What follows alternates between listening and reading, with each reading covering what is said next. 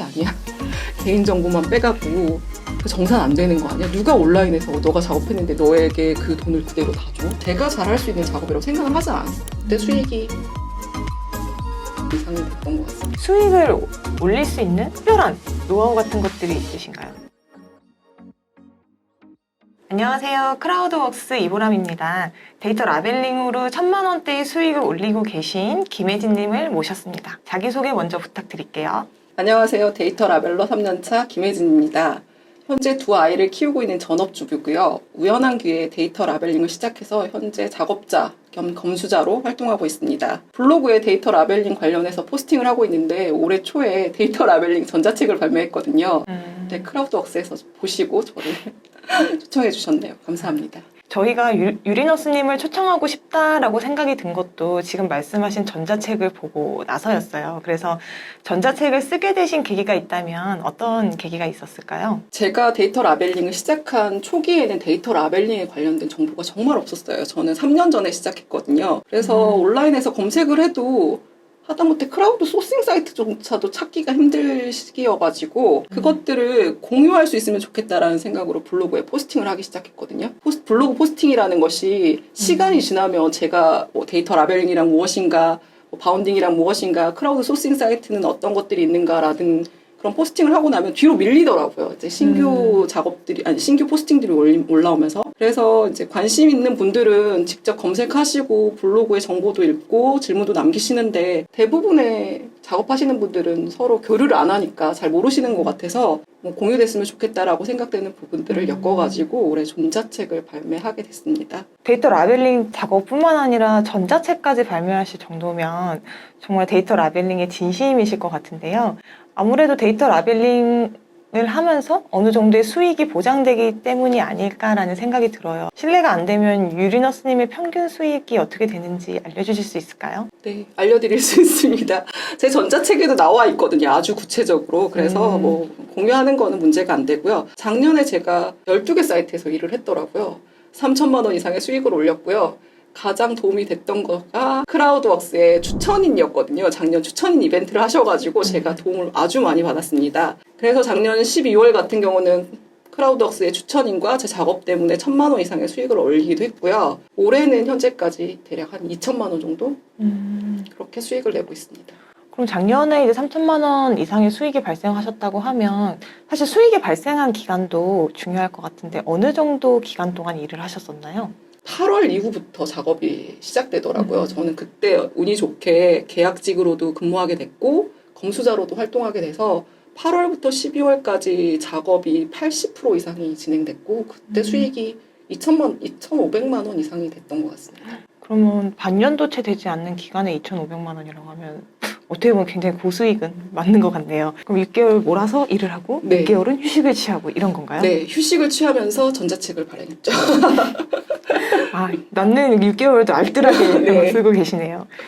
그래서 어떻게 하면 이 정도 수익을 낼 수 있는지 많은 분들이 궁금해하실 것 같은데 이제 구체적인 내용은 2부에서 질문을 드려보도록 하겠습니다. 저희가 지금 데이터 라벨링에 대해서 계속 얘기를 하고 있는데 데이터 라벨링이나 데이터 라벨러라는 이런 용어 자체가 생소한 분들도 많으실 것 같아요. 간단하게 한번 설명해 주실 수 있을까요? 데이터 라벨링이란 우리가 생각하는 앱테크랑은 개념이 좀 많이 다르고요. 인공지능이 학습할 수 있는 가공된 자료를 만드는 사람을 데이터 라벨러라고 합니다. 인공지능이 일정 내용을 학습하는 데 필요한 자료고요. 이 자료가 제대로 가공이 돼야지만 인공지능의 학습 능력이 향상되는 거예요. 그래서 저도 사실은 이 업계에서 일을 하다 보니까 지금 말씀하신 얘기를 굉장히 많이 듣는데 인공지능을 개발할 때는 인공지능 학습 데이터가 정말 그 퀄리티가 매우 중요하고 그런데 이제 인공지능을 개발할 때 80% 정도는 이 인공지능의 학습 데이터를 만드는 데 소요가 되다 보니까 처음에는 우리나라에서 인공지능을 개발할 때 굉장히 많은 시간이 걸렸다고 해요. 그런데 이제 요즘은 저희처럼 이렇게 전문적으로 학습용 데이터를 만드는 회사들이 점점 늘어나면서 전반적으로 이제 인공지능이 더 빨리 발전할 수 있는 그런 계기가 된 것 같다는 생각이 드네요.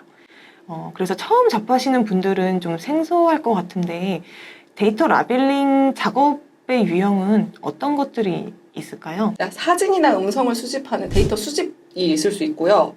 그다음에 데이터 가공이 있는데 바운딩, 폴리곤, 키포인트, 큐보이드, 폴리라인, 텍스트 수집, 음성 전사, 뭐 이런 것들이 데이터 가공하는 일입니다. 지금 들으신 분들은 다들 아시겠지만 처음엔 저도 이 단어들조차 익숙하지 않아가지고 이 단어의 의미를 이해하는데 한참 걸렸거든요. 단어에 비해서 내용은 좀 쉬운 편이에요. 그러니까 작업자들마다 자신에게 맞는 작업이 있으니까 너무 두려워하지 마시고 이거 쉬운 작업이거든요. 그러니까 하나씩 해보시는 걸 추천드립니다. 그러면 굉장히 다양한 작업들을 지금 말씀을 해주셨는데 처음부터 이제 고수익을 낼 수 있는 그런 작업을 찾는 것이 쉽지는 않았을 것 같아요. 그래서 처음에 데이터 라벨링을 접하게 되신 계기부터 좀 한번 설명을 해주실 수 있을까요? 제가 데이터 라벨로 3년 차인데요. 데이터 라벨링을 계속 하겠다고 생각하고 2년 정도 되고였어요. 저는 2020년 12월경에 데이터 라벨링 교육을 한다는 공고를 보고는 처음 시작했고요. 처음에 저도 데이터 라벨링 교육을 3일 받았는데 근데 배우고 나서도 제가 잘할 수 있는 작업이라고 생각을 하지 않았어요. 이거는 웹 디자인 했던 친구들이라든지 아니면 포토샵 잘하는 친구들이 잘하겠구나. 요즘 젊은 애들이 잘하겠구나. 나처럼 나이 많은 전업주부는 이거 잘 못하겠구나. 더군다나 제가 그때 일을 쉰 지가 너무 오래돼가지고 PC로 다시 뭔가를 하루에 어떤 일정 시간 이상 작업하는 게 너무 힘들게 느껴졌었거든요. 그래서 처음엔 좀 포기하고 있었던 면이 있었는데 그러다가 텍스트 관련 작업들을 했었거든요. 근데 제가 이제 텍스트 작업은 저한테 좀 맞는 작업이어서 단가도 잘 받고 어느 정도 수익도 내게 됐어요. 그래서 더 관심을 가지게 됐고 그 다음에 제가 잘하는 분야를 찾게 되니까 계속 관련된 내용들을 검색해서 하게 된 것 같아요. 말씀하신 걸 들어보면 자신에게 잘 맞는 작업을 찾는 게 어떻게 보면 데이터 라벨러한테는 굉장히 중요한 노하우가 될 것 같은데 처음에 데이터 라벨링 작업을 접했을 때는 어떤 인상을 느끼셨어요? 사기 아니야? 개인정보만 빼가고 그 정산 안 되는 거 아니야? 누가 온라인에서 너가 작업했는데 너에게 그 돈을 그대로 다 줘? 그랬는데 해보니까 막상 다 주시더라고요. 크라우드웍스에도 월별 상위 작업자 순위가 나오잖아요. 저거 다 지인일 것이다. 저도 그렇게 생각했거든요. 저렇게 어떻게 많이 줘? 저렇게 작업을 할 수 있어? 그 말이 안 되지 라고 생각을 했는데 작년에 제가 상위 랭크 돼 보니까 그 정확하게 끝도 맞고 아이디도 맞더라고요. 아, 끝자리까지 맞았나요? 아, 저도 몰랐는데 그게 저보다 더 정확하게 보여주더라고요. 회사 관계자일 거라는 생각은 저도 이제 그때 안 하게 된 거죠. 제가 이제 거기에 상위가 랭크가 돼봤으니까. 아무래도 수익이 올라가면 올라갈수록 관심을 가질 수밖에 없는 것 같아요. 근데 많은 분들이 궁금해 하실 것 같은 질문인데 수익을 올릴 수 있는 노하우, 특별한 노하우 같은 것들이 있으신가요? 정말 초보시라면 제가 3가지를 중요하게 생각하는데 PC로 작업하세요. 모니터는 좀 큰 걸로 하세요. 노트북으로 하지 마시고 이게 작업을 한다는 거는 내가 그냥 그 시간에 어느 정도 이상의 수익을 낼 수 있는 작업이어야 되잖아요. 근데 같은 시간을 들여서 일을 하는데 힘들게 작업하고 수익은 적고 그러면 쉽게 포기하시거든요. 그러니까 처음에는 PC로 작업을 하시고 모니터는 좀 큰 걸로 특히 바운딩이나 폴리곤 같은 작업일 경우 내가 이렇게 노트북으로 조그맣게 작업했는데 반려를 너무 많이 받을 경우에 금방 포기하거든요. 너무 가이드가 빡빡하다, 허들이 높다, 반려가 많다 이렇게 생각하실 수 있는데 어느 정도 기준 이상 되는 PC로 작업을 하시고 그 다음에 크롬으로 접속하시라고 말씀드리고 싶어요. 저는 이거 아는데 1년 걸렸거든요. 그냥 인터넷 익스플로러로 접근해가지고 하니까 사이트 오류도 많고 저는 잘 안 되는 거예요. 그래서 그것도 알게 됐고 그 다음에 단축키 작업하시다 보면은 바운딩이라든지 폴리곤 같은 경우는 단축키 같은 경우도 중요하거든요. 어차피 같은 작업을 하는데 작업 속도가 높아야 내가 수익을 많이 가져가시는 거니까 단축키 꼭 확인하시고 대부분 공지하고 있어요. 그러니까 확인하시고 그다음에 가이드 잘 보시고 가이드를 잘 안 보시는데 저는 가이드가 정말 중요하다고 생각하거든요. 크라우드 소싱 사이트들을 대부분 교육을 하더라도 그 프로젝트의 중요한 부분은 다 가이드에 제공을 하시잖아요. 그리고 그 가이드에 엄청난 공을 들이실 거예요. 맞으시죠? 맞습니다. 저희도 정말 열심히 쓰고 있습니다. 그 가이드를 정말 중요하게 생각하시는데 작업자분들은 가이드 안 보시고 작업하는 경우 아주 많거든요. 그냥 대충 보시거나 아니면 한번 보시고 안 보시는데 저는 작업하는 시간마다 모두 보시라고 말씀드려요. 지금 얘기를 하실 때 가이드가 굉장히 중요하다고 작업을 시작하기 전에 꼭 잘 봐야 된다고 얘기를 하셨는데 그럼 유리너스님은 평소에 작업할 때 가이드를 어떻게 확인을 하세요? 창의 왼쪽 상단에는 가이드를 띄워놔요. 항상. 그리고 작업을 시작하기 전에 가이드를 먼저 읽어요. 매일. 매일매일 같은 작업을 해도 정독한다는 얘기죠. 매일 작업을 하더라도 바운딩이나 폴리곤 같은 작업도 매일 읽어요. 별거 아닐 수도 있는데 제가 생각하는 거랑 그 기준이랑은 다를 수 있거든요. 제가 착각할 수도 있고 그 다음에 반려를 받았을 때도 가이드를 다시 확인해요. 가이드가 긴 경우는 뭐 60장, 100장 넘어가는 경우도 있으니까 그런 경우는 제가 좀 헷갈리는 부분만 보거나 아니면 제가 오늘 작업하는 내용과 연관되는 부분을 검색해서 보는 경우도 있고요. 대부분 가이드가 짧을 때는 한두 페이지인 경우도 있거든요. 근데 하다못해 수집도 가공도 가이드에 되게 우리 멘트 아마 점 하나도 되게 중요하게 작성을 하셨을 거라고 생각해요. 저는 그렇게 생각하거든요. 데이터 라벨링은 상호 소통하는 작업들이 아니기 때문에 거기에 핵심이 90% 있다고 생각하고 거기에 그 가이드를 읽고 나서 작업을 하고 작업이 하다가 문의사항 있으면 저는 게시판이나 문의함에 작업자일 때에도 잘 물어봤어요. 크라우드 소싱 사이트는 뭐 상호가 아니라 그냥 가이드 던져주고 너네 이렇게 작업해라고 끝난다고 생각하지 마시고 궁금하신 거는 크라우드웍스도 질문하시는 곳이 있으시잖아요. 네, 맞습니다. 거기에다 질문하시고 그다음에 업데이트 되는 가이드가 업그레이드 되면 그것도 항상 다시 확인하고 저는 크라우드 소싱 데이터 라벨링의 80%는 가이드 해석 능력이라고 생각하거든요. 그래서 가이드 아주 중요하다고 생각하고 강조하는 편입니다. 가이드를 아무래도 숙지하면 숙지할수록 정확하게 작업을 하게 되고 그러면 이제 반려율이 낮아지니까 사실 반려율이 높으면 높을수록 돈을 벌 수 없는 그런 일이잖아요. 이 일은. 그렇죠. 수익도 떨어지고 작업 시간도 2배로 걸리잖아요. 반려를 받으면 다시 가이드 확인하고 그 작업을 다시 해야 되잖아요. 그러니까 저는 작업할 때 그것도 감안하고 제 작업 시간 포함하거든요. 그러니까 제가 작업을 제출하고 반려하는 시간, 반려를 처리하는 게 제 작업의 10%나 20%를 포함한다고 생각하면 그것까지를 작업 시간으로 계산을 하고 있어요. 그러니까 제가 바운딩을 100개를 쳤다. 그럼 20개 정도는 반려가 있겠지. 그것까지 계산하는 편이거든요. 좀 이상한가요? 아닙니다. 정말 감동받았습니다. 그래서 그 반려율을 좀 줄이려고 가이드를 좀 확인을 하는 편이고 그 반려 받았을 때도 다시 이제 그 다음번에는 그러니까 초기에는 저도 매번 작업을 하고 있지만 프로젝트를 처음 시작했을 때 초반에는 저도 많이 실수하거든요. 이게 같은 바운딩이라도 어떻게 그쵸. 치는지가 다른 경우가 많이 있어요. 맞아요. 이게 뭐 그늘진 거 다른 부분도 있고 뭐 박스를 치더라도 같은 자동차를 치더라도 자동차 치는 방법이 아주 많이 다를 수 있거든요. 그렇기 때문에 가이드 항상 확인하고 일단 반려 받으면서 초기에는 좀 적응하는 시간을 가지고 초기에 한 70% 정도는 숙지를 한 다음에 작업하는 초반에 한 100% 정도 이제 이해한다. 그렇지만 항상 반려는 있다.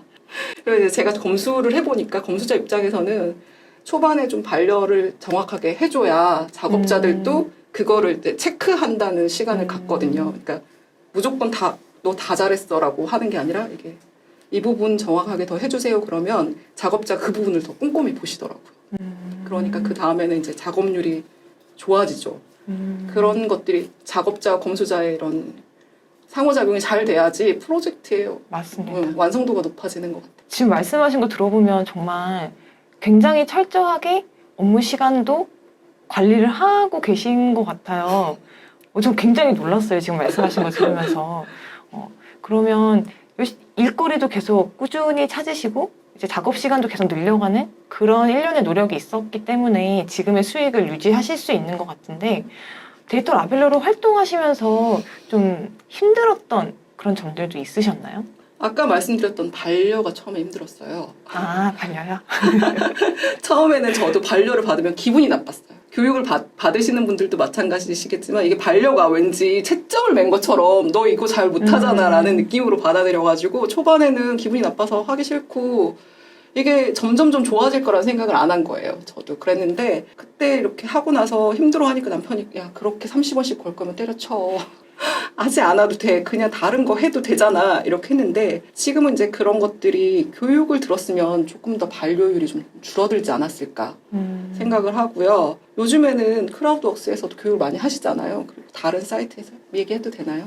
다른 사이트에서도 교육이 있고 유튜브도 있고 무료 강의도 있고 오프라인 강의도 많이 있어요. 주변에 보면은 데이터 라벨링에 대해서 이제 검색해서 보시면 많이 있으실 거예요. 그런 것들을 들으시면 반려율을 줄이실 수 있고요. 두 번째는 제가 얘기하는 건데 저는 어느 정도 시간 이상을 근무를 했거든요. 작년에 재택으로 8시간을 근무할 때에도 8시간을 꼬박 채웠어요. 그러니까 온라인 상이지만 저는 45분 일하고 5분 더 쉬었다고 생각하고, 원래 50분 일하고 10분 쉬어야 되는데 그런 식으로 계산을 하고 일을 했거든요. 그러니까 8시간을 채우려면 8시간 좀 채우기 힘드니까 아침에 이른 시간에 한두 시간 하고 점심에 하고 그다음에 아이들이 오는 시간에는 좀 아이들 케어하고 저녁에 애들 다 자고 나면 9시 이후에 해서 하루 8시간을 채워서 일을 했던 것 같아요. 그러니까 제가 잘해서가 아니라 매일 성실하게 그렇게, 그러니까 못 채우면 주말에 채우는 방식으로, 그 업체에서도 근데 그렇게 작업을 하면은 모두 다 알 거라고 생각해요. 그렇지 않을까? 이렇게 작업량이라든지 작업 시간이라든지 보면서. 그래서 꾸준히 그냥 노력형 데이터 라벨러라고 해야 되나? 그래서 그 시간들을 해서 그것들이 처음에는 힘들었어요. 시간들을 늘리는 게 힘들었거든요. 일하는 시간 자체를 늘리는 게요? 재택으로 8시간 혼자서 일하는 게 쉽지가 않잖아요. 그래서 처음에는 4시간씩 일하고 그 다음에는 6시간씩 일하고 주말까지 포함해서 나중에는 8시간. 출근이 아니더라도 온라인에서도 정말 성실함이 중요하다는 그런 느낌을 받네요. 그런 작업자들을 원하시지 않을까요? 그럼 처음에 시작하시는 분들이 시작할 때는 무조건 교육을 듣고 시작을 하는 게 도움이 된다고 생각하시나요? 제가 교육을 안 받고 시작해봤더니 힘들었거든요. 그래서 저는 초보자분들에게는 교육 듣고 시작하시는 거 추천드려요. 왜 그러냐면 이게 데이터 라벨링 처음 시작하실 때 바운딩, 폴리곤이 무슨 말이야? 이게 뭐야? 되게 어려운 거 아니야? 라고 생각하시기 쉬우시잖아요. 그런데 그렇지 않거든요.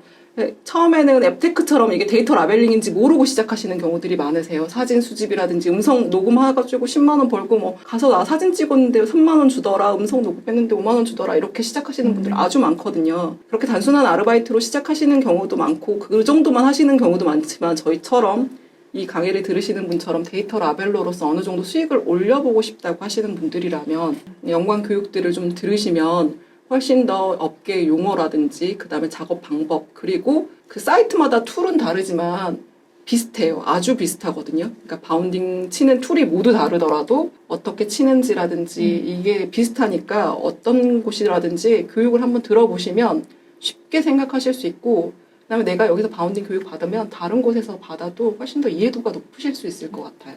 맞아요. 말씀하신 것처럼 사실은 다 비슷한 용어를 쓰고 있고 툴도 사용법이 약간씩 다르지 거의 다 비슷비슷하잖아요. 그래서 요즘은 여러 교육들이 있기 때문에 한번 교육을 받으시면은 조금 더 그 용어들에 익숙해질 수 있는 그런 시간을 가질 수 있는 것 같아요. 저희 크라우드웍스가 2021년부터 이제 데이터 라벨링 교육을 내일 배움 카드 교육 과정으로 진행을 해왔는데 저희도 얼마 전에 이제 데이터를 뽑아봤거든요. 그래서 2021년 8월부터 22년 8월 한 1년 정도의 기간에 저희가 조사를 해봤더니 교육을 중급 과정까지 이수하신 분들이 확실히 교육을 오래 듣고 또 지식이 많기 때문인지 훨씬 더 많은 포인트를 가져가시는 걸 확인을 했었어요. 그래서 총 지급한 포인트가 한 21억 이상이 되는데 입문까지 이수하신 분들은 한 1억 9천 정도를 가져가셨고 나머지를 전부 다 이제 중급 교육까지 이수하신 분들이 가져가셨더라고요. 물론 미이수자이신 분들도, 교육을 듣지 않으신 분들도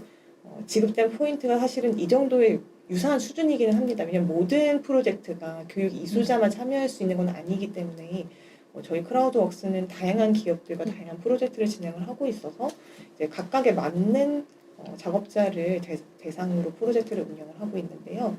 그런데 확실히 이제 조사를 해보면 중급까지 교육을 받으신 분들은 작업 속도도 빠르고 또 반려율도 낮기 때문인지 가져가시는 포인트의 그 속도가 좀 다르다는 걸 이번에 저희도 이제 데이터를 뽑아보면서 많이 느낄 수 있었던 것 같아요.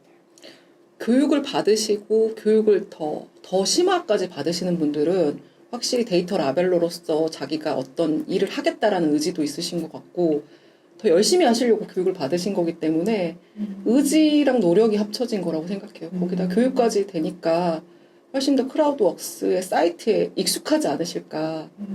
툴도 익숙하시고 그다음에 내용도 익숙하시고 가이드 보는 방법도 익숙하시고 교육에서 어떤 조언들을 해주실 거 아니에요. 그래서 수익률이 높지 않을까 생각합니다. 그런데 사실 초보자분들이 그냥 교육을 듣는다고 해서 바로 이제 고수익을 만들 수 있는 건 아니잖아요. 그래서 어떻게 하면 초보자도 교육을 받으면 이제 수익을 낼 수 있는지 그런 것들을 좀 얘기해 주실 수 있을까요? 교육을 받는다고 무조건 수익이 보장된다 이러진 않는다고 생각하거든요. 교육 받으시고 나서도 아마 데이터 라벨링 안 하시고 이탈하시는 분들도 분명히 있으실 거예요. 나랑 맞지 않는 작업이다 라고 생각하시고, 그리고 데이터 라벨링 교육을 받았는데 지금은 안 쓰시는데 나중에 쓰실 수도 있으시잖아요. 그리고 크라우드웍스에서는 안 하셨는데 다른 사이트에서도 하실 수 있으니까 이게 그렇게 뭐 통계를 내기는 좀 힘들다고 생각하는데, 교육을 들으면 그만큼의 본인의 의지가 포함되는 부분들이 있으시잖아요. 저 같은 경우도 교육을 찾아서 듣고 포스팅을 하고 전자책을 냈다는 건 데이터 라벨링에 대한 관심도가 깊고, 아무래도 이쪽 방면에 여러 가지 일을 해보겠다라는 의지고, 그리고 그에 따른 노력들도 하기 때문에 교육을 받으면 받는다는 건 결국엔 의지랑 연결돼서 노력이랑 합쳐진다고 생각하거든요. 이 강의 들으시는 분들은 아마 관심이 많으신 분들이지 않을까요? 그런 분들에게 이런 조언들이 도움이 되듯이 교육도 분명히 도움이 될 거라고 생각합니다. 저희가 지금까지 이제 유리너스님께 처음으로 데이터 라벨링을 시작하시는 분들을 위한 이런 팁부터, 그다음에 데이터 라벨링에 대한 기본 개념에 대한 다양한 이런 얘기들을 경험담을 통해서 들어봤는데요. 2부에서는 이제 유리너스님의 수익도 공개하고, 그다음에 이 데이터 라벨러라는 직업에 대한 장점이나 노하우들에 대해서 좀 더 알아보는 시간을 가지도록 하겠습니다.